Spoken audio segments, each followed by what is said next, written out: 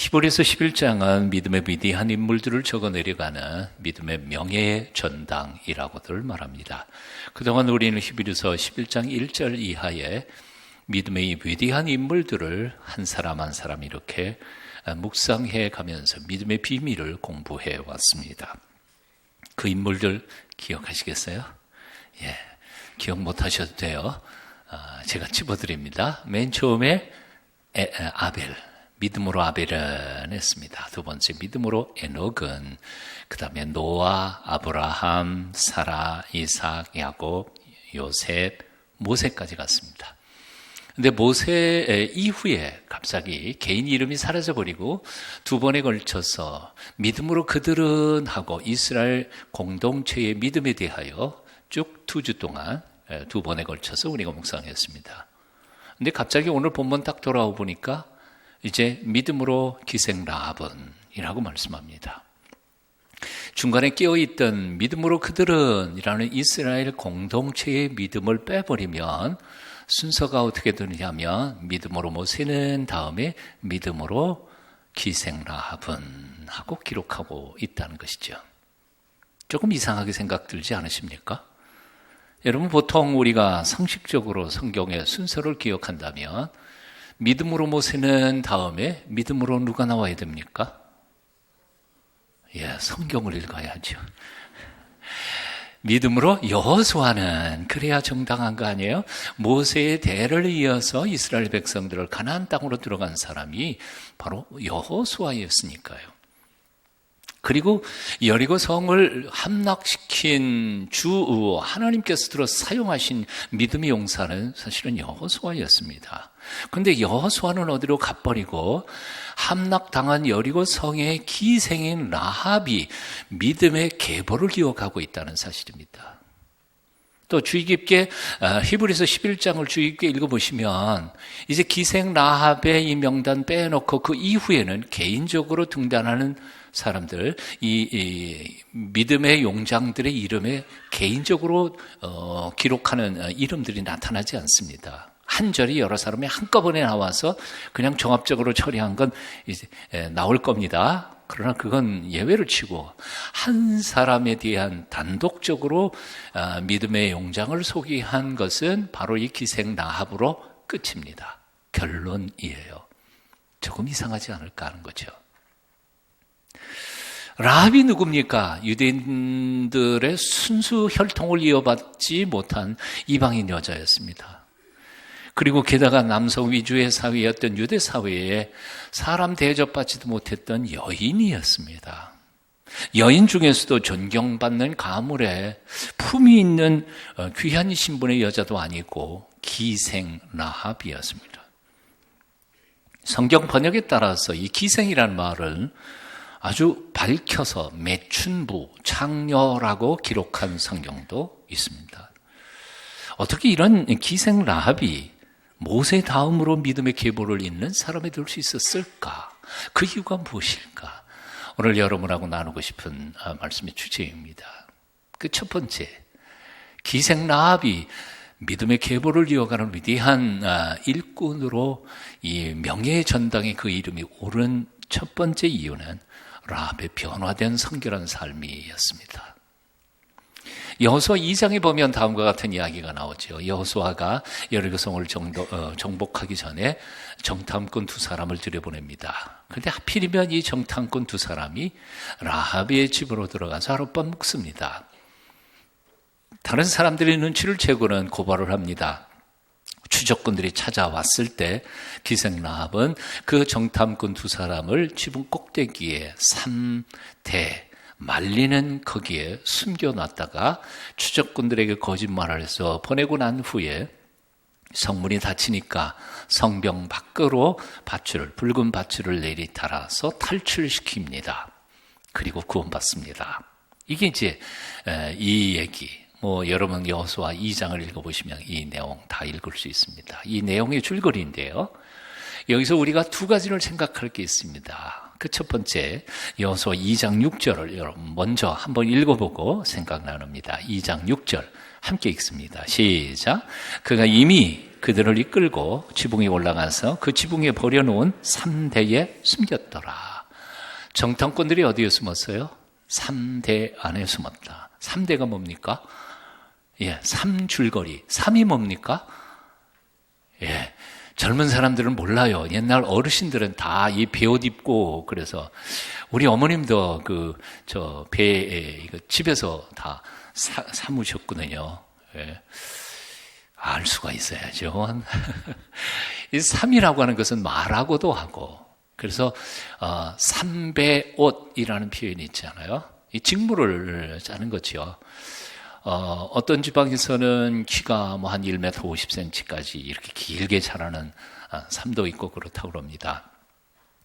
여러분, 신라시대의 마지막 임금의 태자였던 마의 태자, 무슨 옷을 입었어요? 마의를 입었습니다. 그러니까 마라고 하는, 혹은 삼이라고 하는 그 식물 줄거리에서 나온 직무로 옷을 만들어 입은 옷이죠. 비단 보통 사람이 입을 수 있는 게 아니었죠. 목화가 들어오기 이전에 이 땅에는 일반 이런 그 직물이 없었으니까요. 삼으로 옷을 만들어서 입었던 경우들이 많다고 그럽니다. 유대 지방도 역시 마찬가지였습니다. 일반 가정들이 직물이 귀하니까 그런 것들을 말려서 이렇게 직물을 만들어 놓은 것이죠. 자, 그런데 여기 궁금한 게 하나 있습니다. 이 정탐꾼 두 사람, 이 큰 장정 두 사람이 20만큼이었다면 3대가 얼마나 많이 널어놓은 것이었을까요? 추적꾼들이 지붕 위에 올라가서 분명히 여기 숨어 있을 수 있다는 것을 가정하고 올라가서 찾아보는데 찾지 못할 만큼 3대가 그렇게 많이 널려 있었고 섞여 있었다는 거죠. 질문을 읽어봅니다. 왜 라합은 지붕 꼭대기에 보통 여염집하고는 달리 그렇게 많은 3대를 널어놓고 말리고 있었을까 하는 것입니다. 두 번째 궁금한 것은 이것입니다. 라합의 집에서부터 성벽으로 끌어내린 그 밧줄이라고 하는 거죠. 그 밧줄이 또 하필이면 붉은 밧줄입니다. 지난주에도 우리가 생각했습니다만 그 성벽이 높은 데는 9m이고요. 짧아도 6, 7m 될 텐데 그 긴 밧줄을 일반 가정집에 뭐하러 밧줄이 있었던가 하는 거죠. 근데 참고로 마는 밧줄도 만들죠. 직물만 만드는 게 아니라 밧줄까지도, 그 굵은 밧줄도 만드는 게 삼대입니다. 그런데 색깔도 역시 마찬가지입니다. 그때 당시에 요즘처럼 이렇게 염료가 그렇게 충분하지 못했습니다. 그런데 어떻게 6m, 9m 정도의 3배 밧줄을, 붉은 밧줄을, 물들인 밧줄이 있을 수 있었을까 하는 것입니다. 이 두 가지의 궁금증에 의해서 많은 사람들은 라합의 직업에 대하여 다시 생각을 하게 됐습니다. 그래서 이런 결론을 냅니다. 라합은 예전에는 기생이었지만 여리고를 드나드는 수많은 사람들을 통해서 이스라엘의 하나님 여호와에 대하여 소문을 들었고, 그 소문은 곧 마음속에 믿음을 가지게 했고, 그러다가 지난날의 부끄러운 삶, 하나님이 기뻐하지 아니하는 그런 삶을 깨끗이 청산하게 됐다는 것입니다. 아무리 쉽게 돈을 벌 수 있는 일이라 할지라도 하나님이 기뻐하시지 않는 기생일은 기꺼이 청산해버리고, 여성의 몸으로서는 고되고 힘든 일이었지만 3대를 말려 직무를 만들고 염색하는 일을 해서 거기서 나온 것들을, 직무를 이 여염 가정에 팔아서 먹고 살았을 뿐만 아니라 짬짬이 지나가는 여행객들을 뒷바라지하면서 집안의 생계, 온 집안의 생계를 홀로 이어갔다는 것입니다. 그래서 전설에는 라합은 바로 그 직업이 3대를 직무를 만들고 또 염색을 해서 살았던 사람이라고 전설이 내려오고 있습니다. 이런 점에서 스펄전이라고 하는 영국의 유명한 설교가는 이 기생 라합에 대하여 설교하면서 이렇게 선포합니다. 라합은 전에는 더러웠으나 지금은 깨끗해진 성결한 여인이었습니다. 오 하나님이여, 이 자리에서 이 말씀을 듣는 모든 이들이 라합만큼 성결하게 만들어 주시옵소서. 이 스펄전이 아마 감성이 풍부했던 것 같아요. 설교하다 말고 그렇게 하나님 앞에 기도했던 것이죠. 아더 핑크라고 하는 사람도 그의 책 속에서 이런 글을 썼습니다. 라합의 믿음은 성결케 하는 믿음이었다. 라합이 신앙을 가진 후에도 창녀의 생활을 계속했을까? 아니다. 정탐꾼들이 그녀의 집에 왔을 당시 그는 비록 창녀라는 이름은 붙어 있었다 할지라도 더 이상 창녀는 아니었을 것이라 생각한다. 유다의 방백 살몬이 그녀와 결혼한 것을 보아도 그는 믿음 이후의 창녀의 생활을 청산했음이 틀림이 없다. 아멘 하시는 분이 아무도 없네요. 여기 유다의 방백 살몬이라고 하는 사람은 누굴까요? 바로 두 정탐꾼 중에 한 사람. 살몬이라는 사람이 정결하게 살고 하나님의 말씀대로 이 죄악의 도성 여리고 속에서도 이렇게 신실한 그리스도인이 있는지를 보고 청혼해서 아마 결혼을 했던 것 같아요. 자, 그렇습니다. 라합은 본래 여리고를 지나는 많은 남자들을 유혹하면서 돈을 벌었던 아마 미인이었겠죠? 미인이니까 이런 일을 할 수 있는 거 아니에요? 대답을 안 하시네요. 저도 모르고 여러분들도 모르니까 그냥 넘어가십시다. 돈을 벌었던 기생이었습니다. 하지만 하나님에 대한 소문만 듣고도 그 하나님을 신뢰하고 믿고 믿음으로 작정한 후에 부끄러운 과거의 삶을 깨끗이 청산하고 하나님 말씀대로 사는 것이 아무리 힘들고 어려워도 그 말씀대로 살아가고자 몸부림쳤던 여인이었다는 것입니다. 자, 여기서 우리가 질문이 하나 있습니다. 도대체 믿음이라는 게 뭘까 하는 것이죠. 도대체 믿음이라는 게 뭘까? 오늘날 너무나 많은 사람들이 스스로 믿음이 있다고 생각합니다. 그리고 많은 사람들이 큰 소리 칩니다. 믿습니다. 그 큰 소리가 큰 사람일수록 믿음이 큰 줄 착각하고 있는 것 같아요. 믿음이란 뭘까요? 믿음이란 소리 크게 지르는 게 아닙니다. 생각을 바꾸고 삶을 고치는 것이 믿음입니다. 믿음이 있다 하면서도 생각도 바뀌어지지 않고 삶도 바뀌지 않는다면 그것은 진정한 믿음은 아닐 것입니다. 교회에 다니기 훨씬 오래전에 세상 속에서 하던 버릇 그대로 습관 그대로 가지고 들어와서 교회 안에서 똑같이 저지르고 있다면 그가 어떻게 하나님을 믿는 사람들이라고 말할 수 있겠느냐 그 말이에요. 오늘날 예수 믿는다 그러면서도 믿기 전에 했던 부끄러운 버릇들을 아직도 고치지 못한 사람들이 얼마나 많습니까? 도대체 믿는다는 증거가 무엇입니까? 정말 하나님을 사랑하기로는 사랑하는 것입니까? 70년을 피웠던 그 담배 하나도 하나님을 믿는 세례받는 증거로 한번 끊어버리는 할아버지, 우리의 삶을 정직하게 한번 돌아봤으면 좋겠습니다. 라합은 그 죄악의 도성 여리고성에서도 소문만으로 들었던 그 하나님 살아계신 것을 믿고 하나님이 기뻐하시지 않으시는 일에 대하여 칼날처럼 결단해서 삶을 고치고 여성의 몸으로 엄청나게 고된 직물과 염색으로 집안 생계를 유지하려고 몸부림치던 여인이었습니다. 그 모습이 얼마나 아름다웠던지 정탐꾼 중에 한 사람 살몬이 그를 아내로 삼았고 그와 결혼해서 낳은 아들이 누군지 아세요? 보아스라고 하는 바로 다윗의 할아버지가 되죠. 마태복음 1장 5절에 보면 예수님의 족보가 나오는데 그 메시아의 족보 중에 여자가 4명 나오는데 그 중에 한 사람 바로 라합이 들어갑니다. 믿음의 계보의 위대한 여인으로 유대인들은 그를 존경합니다. 자, 이 여인이 한 번 하나님을 믿기로 작정하고 삶을 확 바꿔놓고 하나님 말씀대로 살아보고자 몸부림친 그 삶이 얼마나 아름다웠던지 하나님께서도 이 여인을 사랑하셨습니다. 그래서 두 정탐꾼이 여리고성을 들어갈 때 여리고성이 집이 한두 채였겠습니까? 예? 여관이 한두 개였겠습니까? 하필이면 이 라합의 집으로 정탐꾼 둘을 들이시고 그리고 그 라합의 집안을 구원하신 하나님의 놀라운 계획이 있었던 것이지. 하나님은 과거를 묻지 않으시는 분이십니다.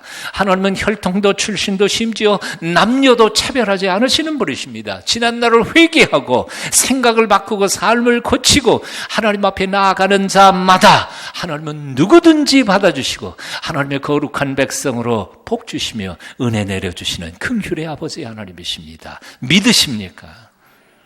바꾸셔야 합니다. 라합이 믿음의 용장의 대열에 그 이름을 올린 두 번째 이유가 있습니다. 그것은 그의 확실한 신앙 고백이었습니다. 라합은 이렇게 고백합니다. 여호와께서 이 땅을 너에게 주신 줄 내가 아노라. 너희의 하나님 여호와는 위로는 하늘에서도 아래로는 땅에서도 하나님 그분이시다. 여리고성의 모든 사람들이 다 하나님이 하신 일을 들었습니다. 듣고 마음이 녹아내렸습니다. 두려워했습니다. 정신을 잃을 정도였습니다. 하지만 그 하나님에 대하여 신앙 고백을 한 사람은 딱 한 사람, 라합 한 명뿐이었습니다. 로마서 10장 10절을 말씀합니다. 사람이 마음으로 믿어 의에 이르고 입으로 시인하여 구원에 이르느니라. 뭐라고요? 마음에 믿어서 의에 이르고 입으로 고백함으로 구원에 이른다. 예. 그렇다면 여러분의 고백은 무엇입니까? 정말 참으로 여호와 하나님께서 우리 인생들을 지으시고 우리 인생들의 생사화복을 주장하시는 창조주 하나님이심을 믿으십니까? 참으로 그 하나님이 오늘도 회개하고 돌아오는 모든 사람들을 조건 없이 차별 없이 당신의 자녀로 삼으시고 그 인생길 마지막 순간까지 인도해 주신다는 사실을 정말 믿으십니까? 그렇다면 가만히 계시면 안 돼요. 어떻게 해요? 앞에 있는 말씀처럼 그 이름 불러야 해요. 갈망해야 돼요. 나도 받아 주시옵소서. 나도 주의 은총 안에서 살고 싶습니다. 부르짖어야 된단 말이지. 마음으로 믿어 의에 이르고 입으로 시인하여 구원에 이른다. 고백하셔야 합니다. 마지막으로 기생 라합이 믿음의 전당에 이름이 오른 세 번째 이유가 있습니다. 목숨을 건 단호한 결단 때문이었습니다. 한번 따라해 보실래요? 목숨을 건 단호한 결단. 알면서도 결정 못 지을 때가 많아요. 알면서도 행하지 않을 때가 많아요. 언젠가 한번 말씀드렸죠. 세계적인 폐암의 권위자 전문 의사가 폐암으로 죽었습니다. 죽어가면서 친구에게 한 말이 내가 40년 전에 담배를 끊을 걸. 담배가 폐암의 원인이 된다는 사실을 아무리 잘 알고 있어도 자기가 담배를 끊지 않으면 폐암 걸려서 죽을 수밖에 없어요. 전문가도 소용없어요. 지식이 아니거든요. 라합이 정탐꾼들을 살려보내는 결단은 정말 위험한 결심이었습니다. 국가의 배신자로 몰려서 자신뿐만 아니라 온 집안이 멸문지화를 입을 엄청난 결정이기도 했습니다. 그런데도 그는 유대 정탐꾼 둘을 살려서 보냈습니다. 오늘 본문은 정탐꾼을 평안히 영접하였으므로 라고 기록하고 있지만 사실은 그것은 정탐꾼들에게 해당되는 말이고 이 라합에게는 평안히 영접하지 못했을 거라고 생각해요. 정탐꾼 두 사람이 자기 집에 들어오는 순간부터 도망간 마지막 순간까지도 그는 가슴을 졸였을 거예요. 그리고 보내고 난 후에도 어느 순간에 죽을지 모르는 두려움의 공포 속에서 살았을 것입니다. 그럼에도 불구하고 그는 자기 생애에 단 한 번 있는 그 기회를 놓치지 않았습니다. 목숨을 걸었습니다. 죽고 사는 문제 하나님께 달린 것이니까 목숨을 걸고 살려 보냈습니다. 그 덕분에 하나님께서 그를 살리시고 그 가정을 살려내셨던 것입니다. 오늘날 너무나 많은 사람들이 신앙의 문제 앞에서 결심을 유보합니다. 헌신할까 말까, 믿을까 말까. 하나님은 기뻐하시지 않는 죄를 끊을까 말까. 세상과 믿음 사이에서 머뭇거리고 있습니다. 결단하십시오. 자를 것은 자르십시오. 포기할 것은 포기하십시오. 도대체 언제까지 둘 사이에서 머뭇거리면서 신앙생활을 하시겠습니까? 엘리야는 선포했습니다. 너희가 어느 때까지 둘 사이에서 머뭇머뭇하려느냐. 여호와가 만일 하나님이면 그를 따르고 바알이 만일 하나님이면 그를 따를지니라. 여호수아도 호소했습니다. 너희가 섬길 자를 오늘 택하라. 오직 나와 내 집은 여호와를 섬기겠노라. 하지만 사실 이 신앙의 결단이라는 게 그렇게 쉬운 건 아닙니다.